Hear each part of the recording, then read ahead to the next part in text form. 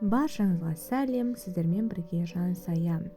Бүгін біз осындай өте керемет, өте нәзік, қарапайым, бірақ өте дәмді сметанник пирогын дайындайтын боламыз. Дайындап көріңіздер, міндетті түрде дәмі ерекше дәмді болып шығады.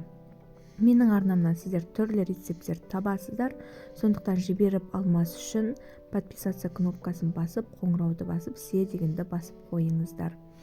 Ал ең алдымен пирогты дайындау үшін біз бөлме температурасына жібіп тұрған сары майымызды немесе кішкене жылытып алып, сары майымызға соған қантымызды қосып, біркелкі масса пайда болғанша араластырып аламыз. Кейін оған бір жұмыртқамызды қосып, тағы да жақсылап тұрып араластырып аламыз. Барлығын араластырып алғаннан кейін ұнымызға разрыхителді қосып араластырып, оны електен өткізіп жаңағы массамызға қосатын боламыз. Барлығын осылай қосып алғаннан кейін қолымызбен біркелкі қамыр пайда болғанша жақсылап тұрып илейміз, яғни қолға жабыспайтын біркелкі қамыр пайда болуы қажет.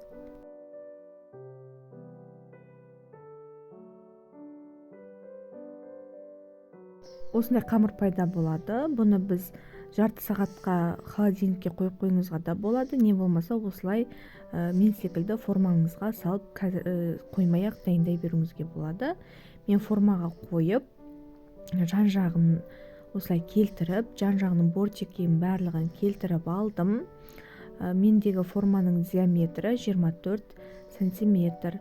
Сіздер осындай етіп келтіріп алсаңыздар болады. Міне формамыз дайын болды. Енді ортасына салатын начинкамызды дайындасақ, яғни салмамызды.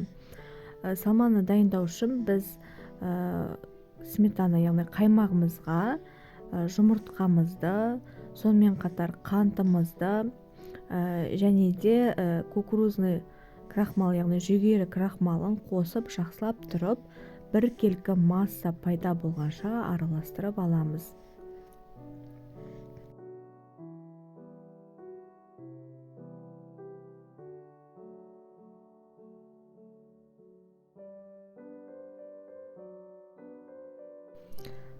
Дайын болған салмамызды біз жаңағы қамырымыздың үстінен құямыз.